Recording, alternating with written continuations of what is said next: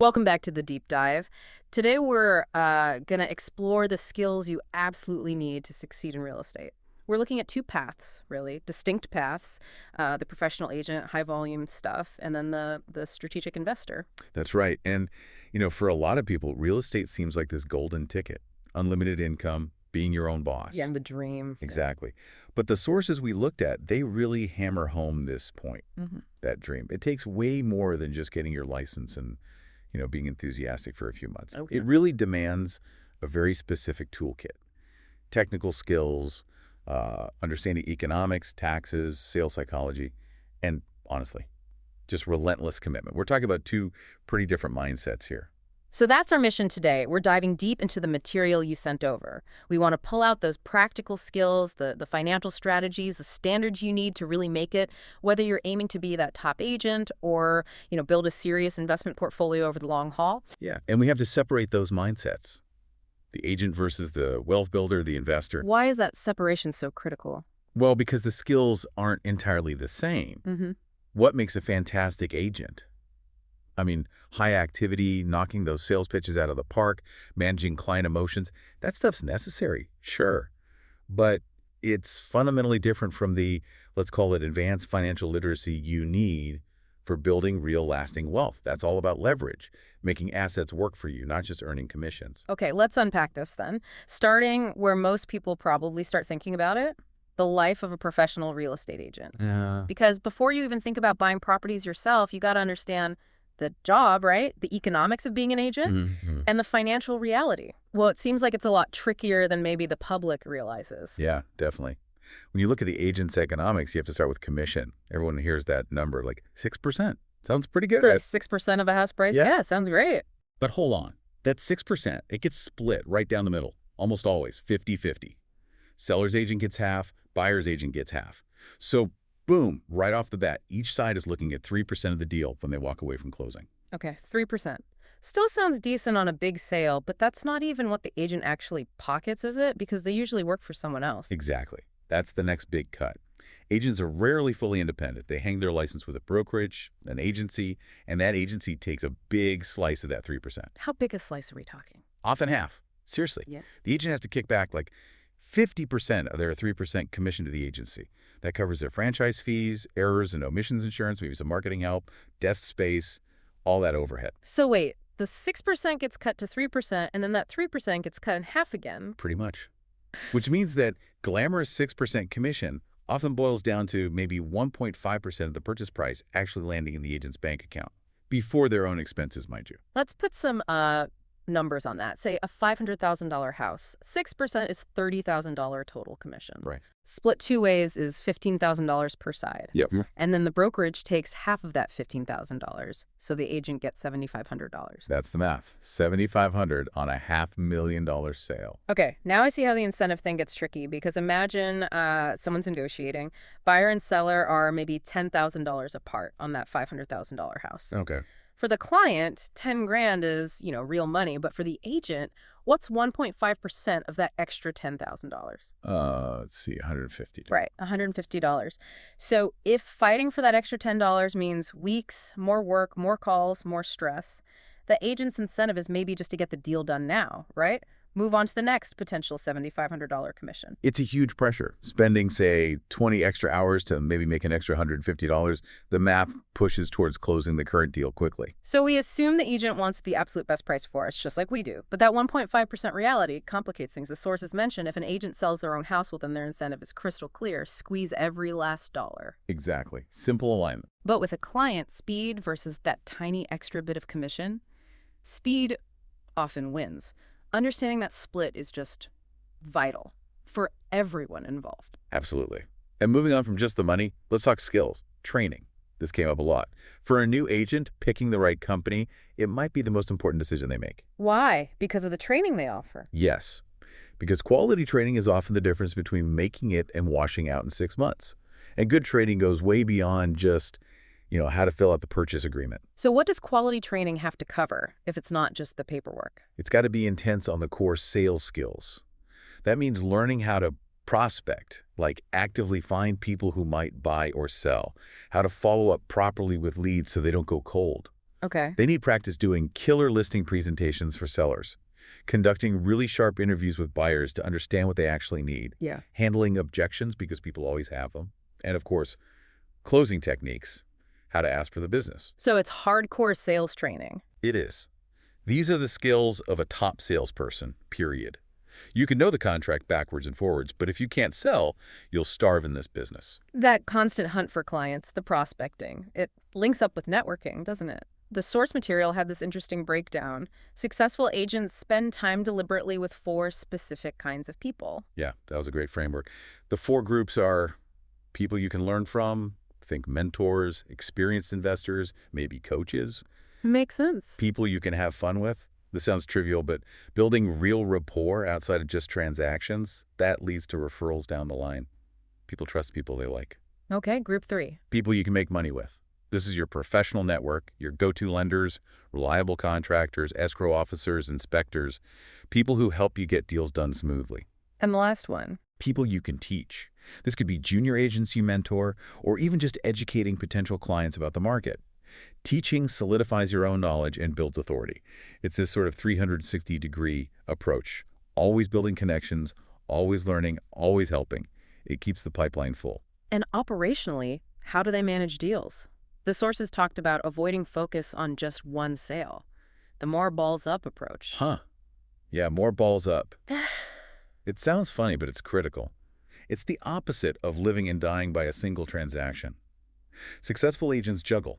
They operate on volume. How does that look in practice? You should always have multiple things happening. Maybe one client's about to close, you've got 2 buyers actively looking at houses, and maybe 5 or 6 prospects you're consistently following up with. Always keep those balls in the air. So if one deal craters. If one ball drops, yeah, you've immediately got 3 or 4 others you're ready to catch.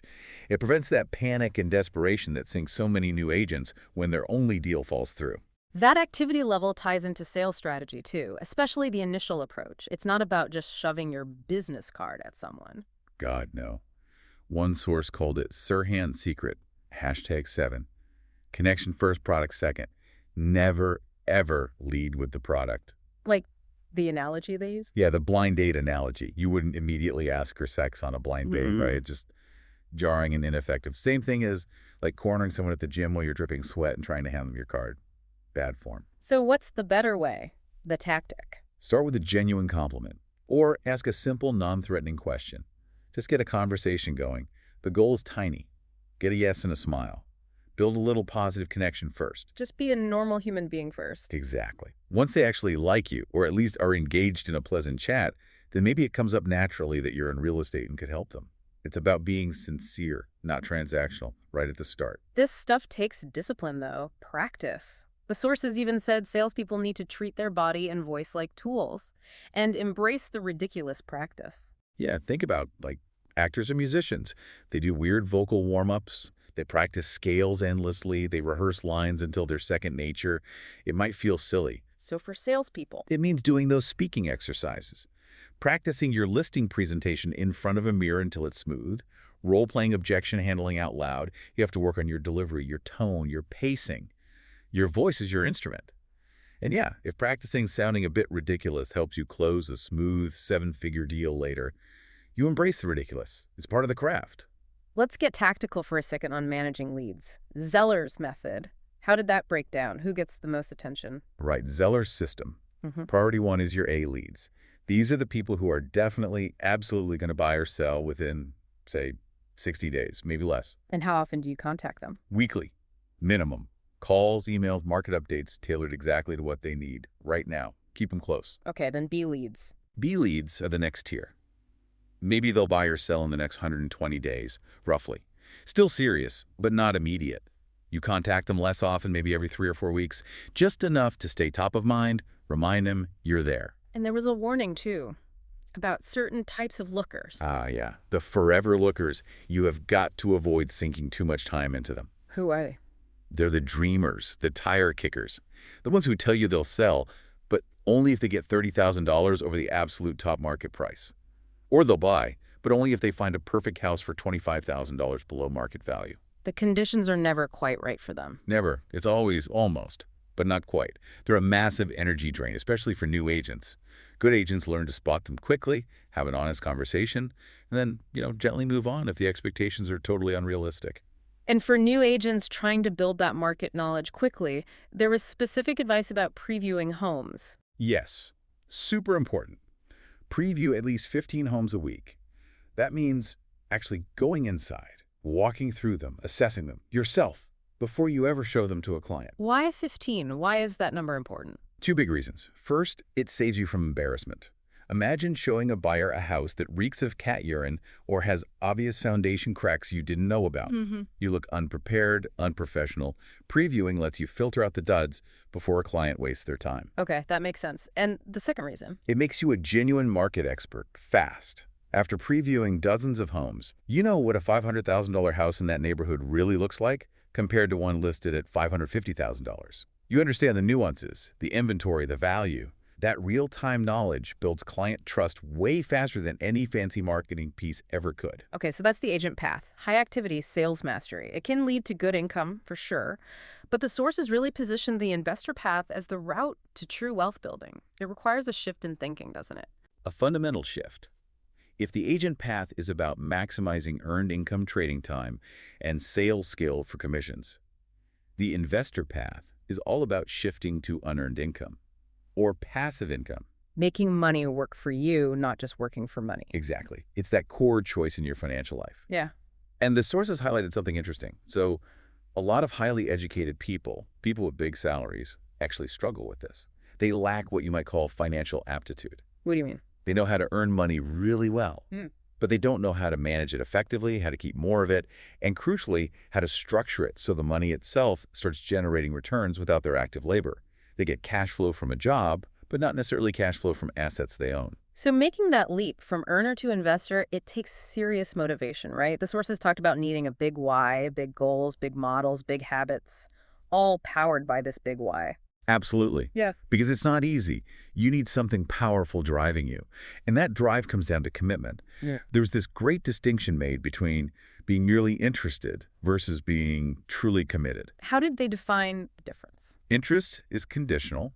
You're interested in getting fit, so you go to the gym when you feel like it, when the weather's nice, when you have time. Okay. Commitment is different. It's a decision. You accept no excuses, only results. If you're committed to building wealth through real estate, when things get tough, and they will get tough, tenants cause problems, markets dip, repairs pop up, interest fades. Commitment means you push through anyway. It's unwavering. And why is real estate the vehicle so many millionaires seem to use for this? What makes it special? It's kind of unique because it's an able investment, as one source put it. It tackles a basic human need, shelter, while also being a tool for building equity. Yeah. Well, think about how many successful investors started. A really common path is buy a place, maybe a duplex or something, that needs work. Live in one part, or live in it while you fix it up. Then, when you're ready to move, you don't sell it, you rent it out, and you move to your next place.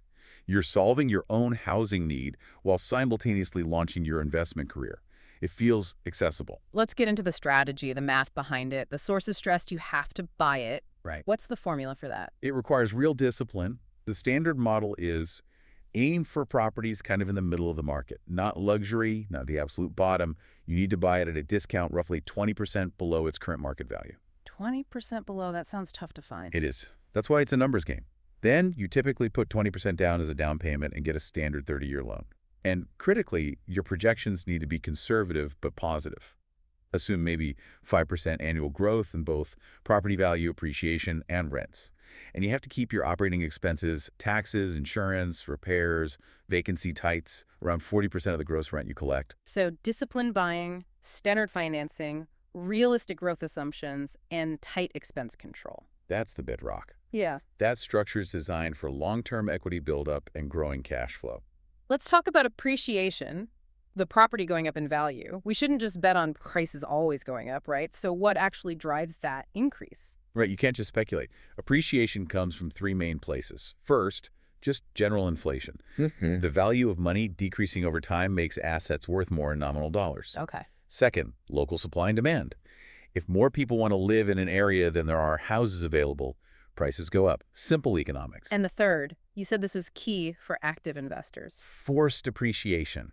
This is the value increase you create yourself through smart improvements. You're not just waiting for the market. You're actively making the property worth more. Give me an example, like redoing a kitchen. Perfect example. Yeah. Let's say you spend $5,000 updating a really dated, maybe 1980s kitchen. New countertops, paint the cabinets, new appliances. Looks much better. Because it's nicer, maybe you can now charge an extra $100 per month in rent. Well, the market values rental properties based on the income they generate. That extra $100 a month or $1,200 a year could easily add $15,000 or even $20,000 to the property's overall appraised value, depending on the local cap rates. Wow. So you spent $5K, but forced the value up by $15K or $20K. Exactly.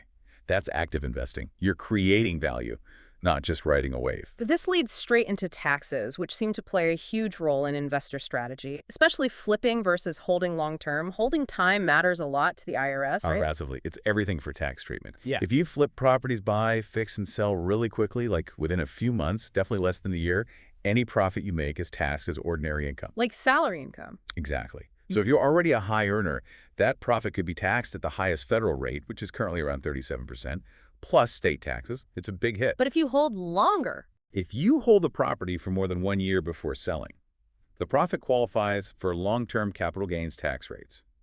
Those are much lower. The maximum rate is currently 20% federally.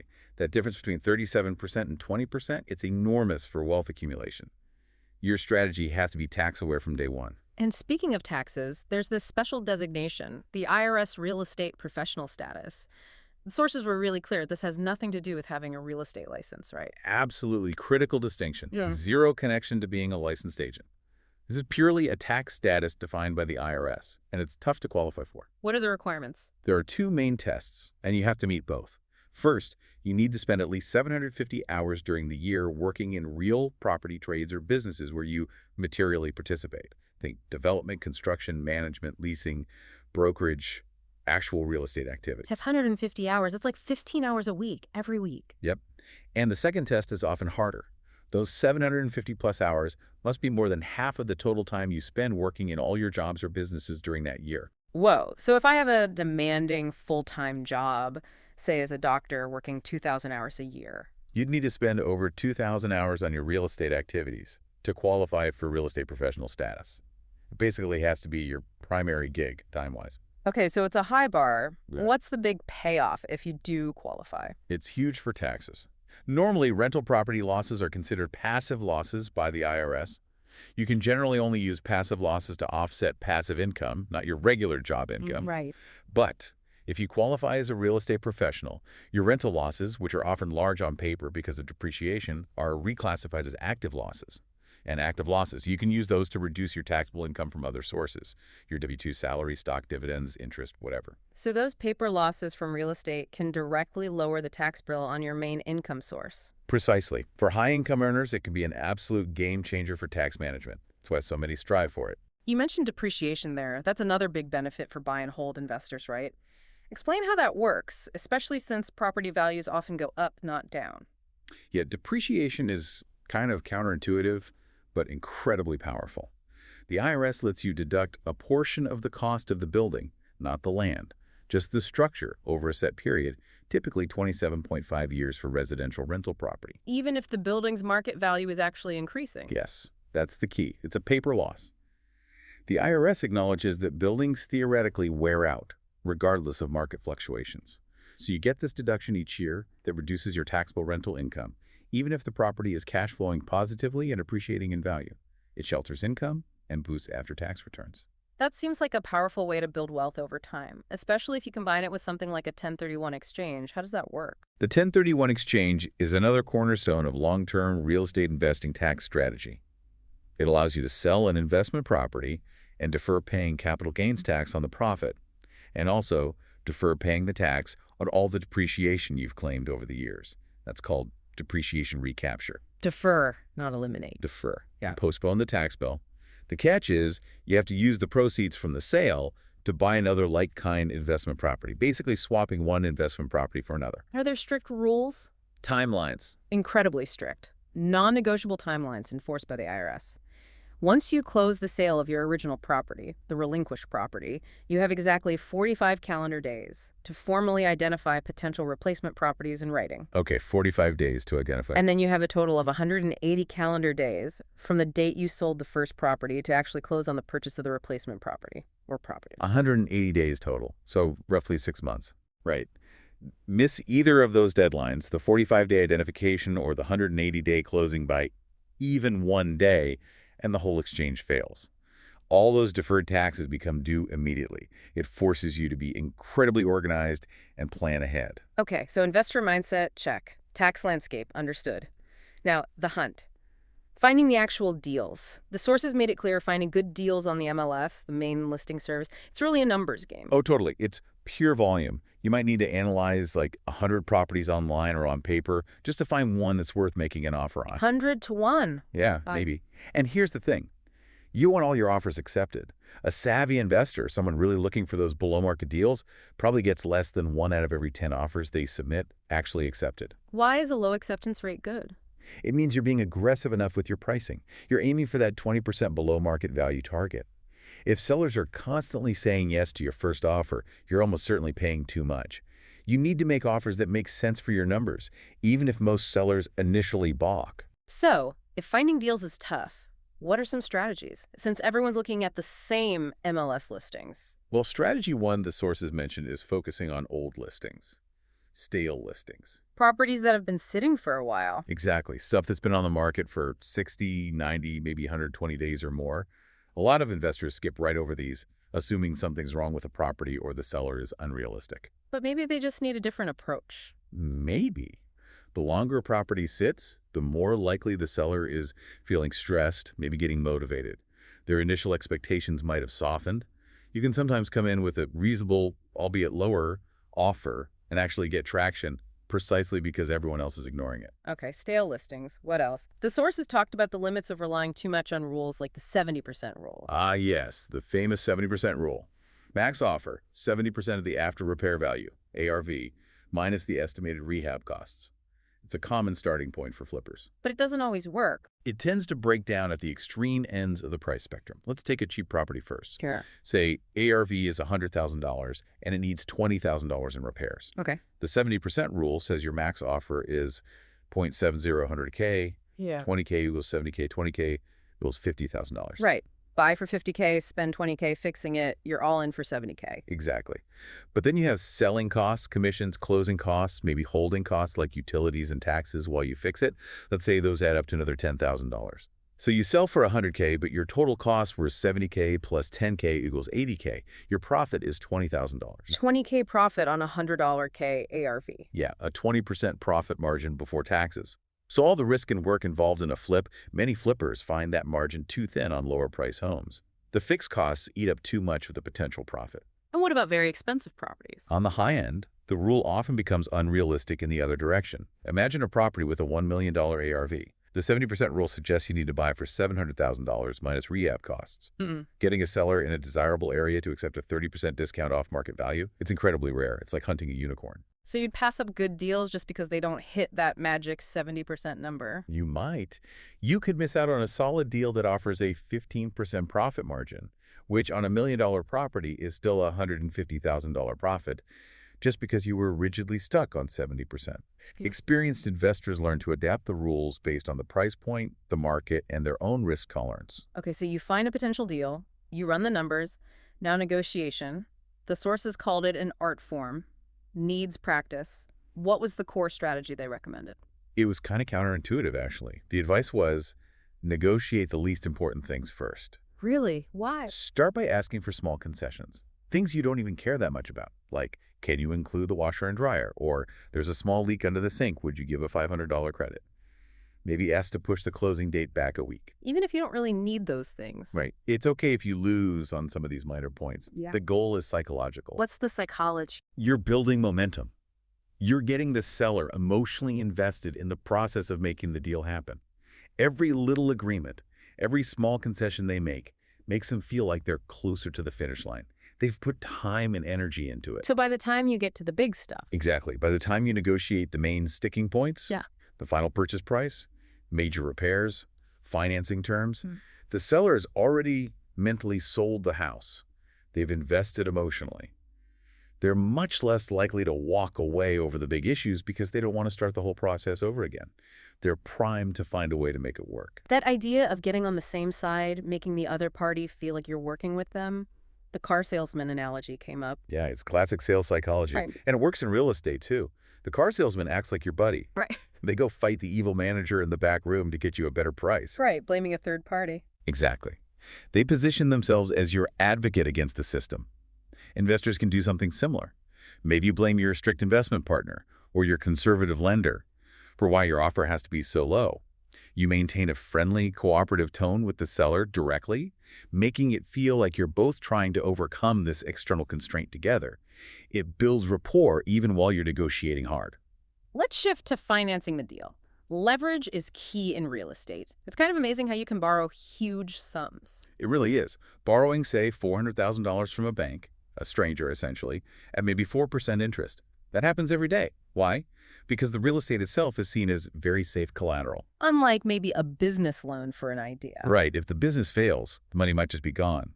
With a property, if the borrower defaults, the lender can take the house and sell it to recoup their money. That safety is what enables leverage. But investors eventually hit limits on standard mortgages, right? Fannie Mae, Freddie Mac. They only back so many loans per person. So where do investors go next? Portfolio lenders. Portfolio lenders become absolutely crucial. These are typically smaller local banks or credit unions that lend their own money. They don't sell their loans off into the secondary market like the big banks do. And because they keep the loans in portfolio. They have much more flexibility. They can set their own underwriting rules, offer different loan terms, maybe lend on properties that don't fit the perfect conventional box. They might have higher lending limits per borrower. How do you find these lenders? They don't advertise widely.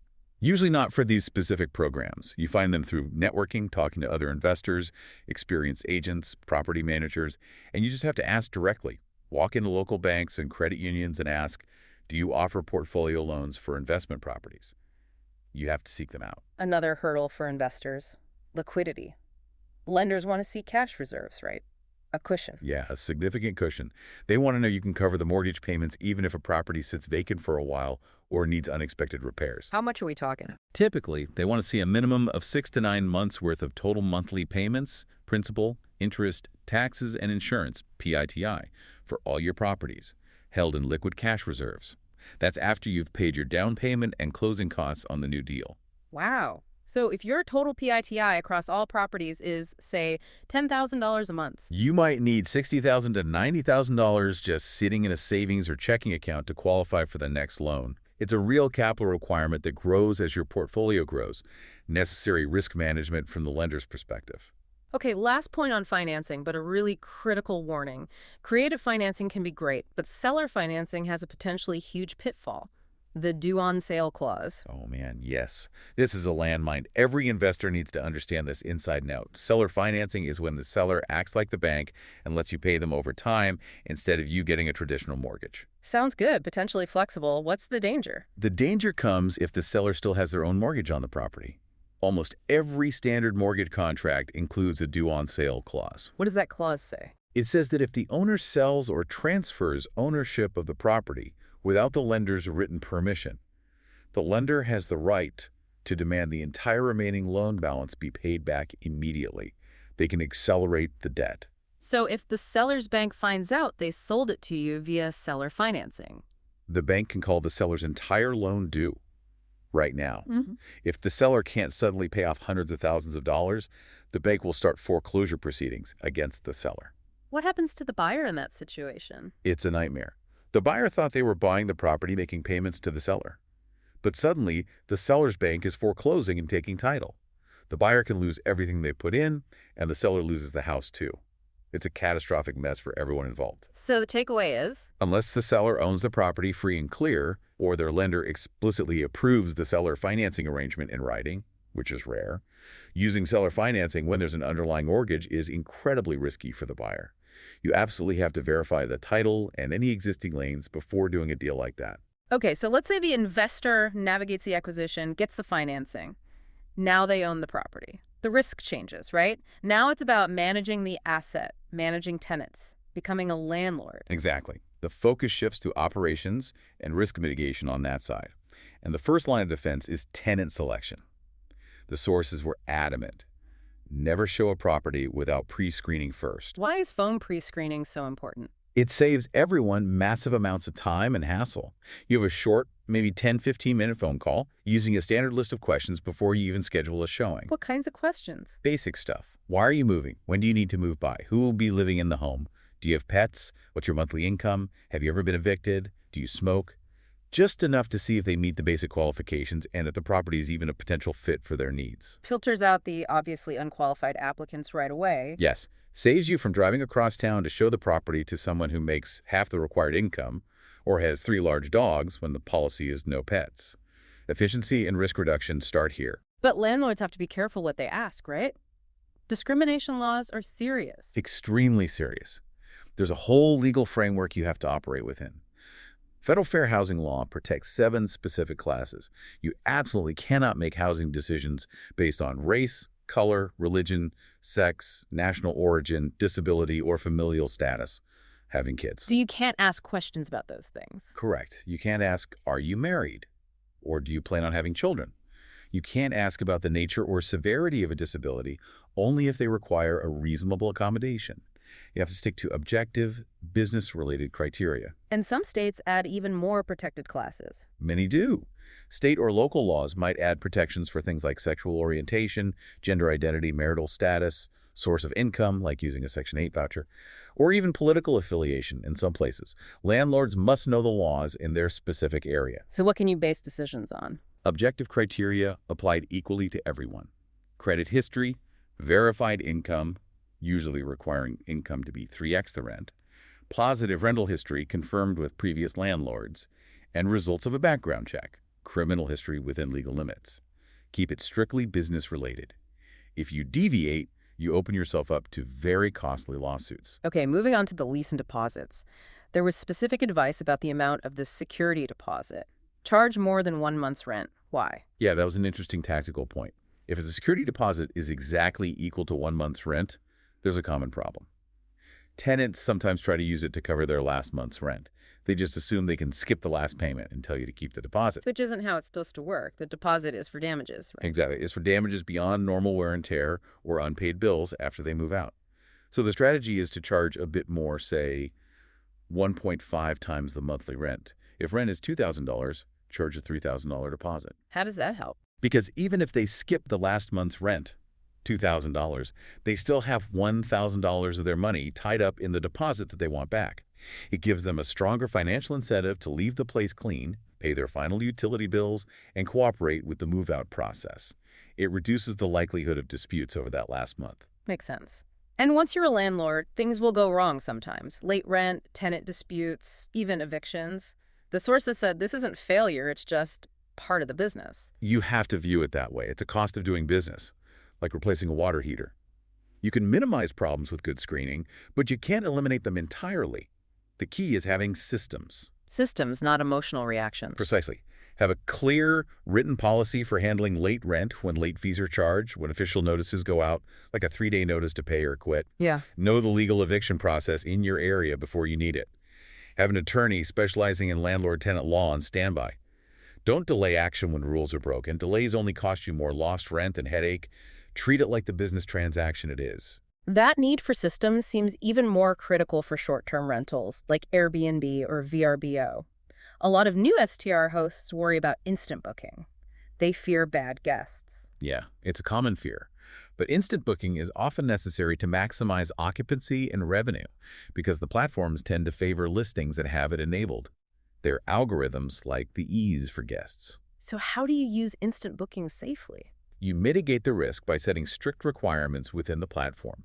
The sources recommended allowing instant booking only if the guest meets specific criteria. They must have a completed profile with a photo. They must have uploaded a government-issued ID to the platform for verification.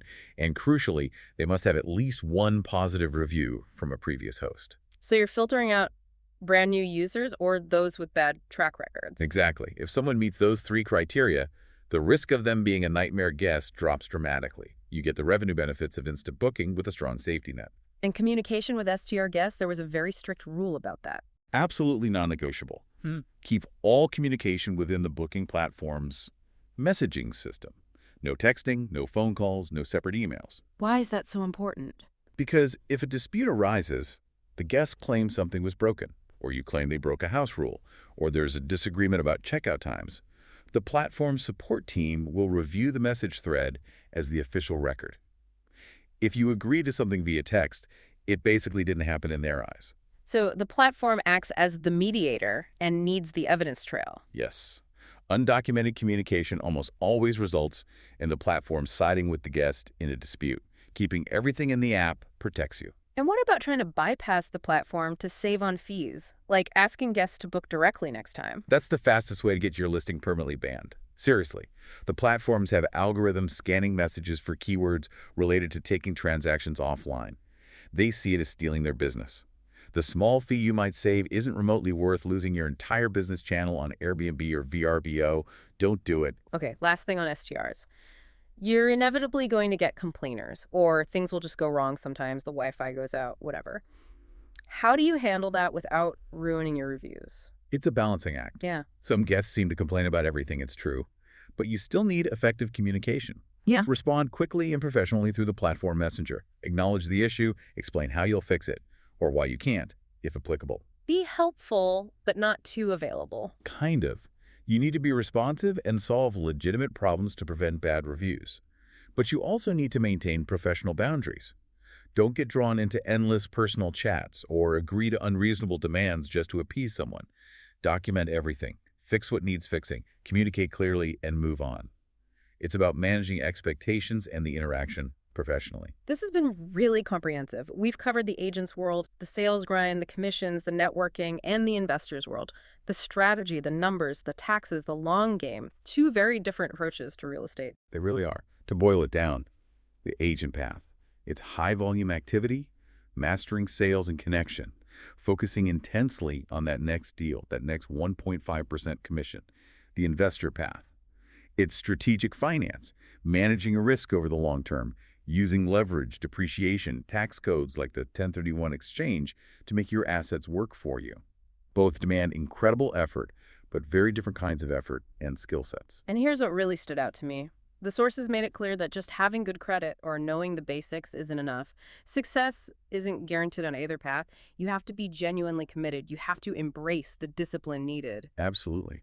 That commitment is key, especially when navigating the complexities and, frankly, the historical opacity that still exists in parts of the market. We talk about tax laws favoring certain actions, negotiation tactics playing on psychology. Right. There's an inherent structure, zoning, financing rules, information access that hasn't always been transparent or equitable. It's created layers that some could navigate better than others. Historically, yes.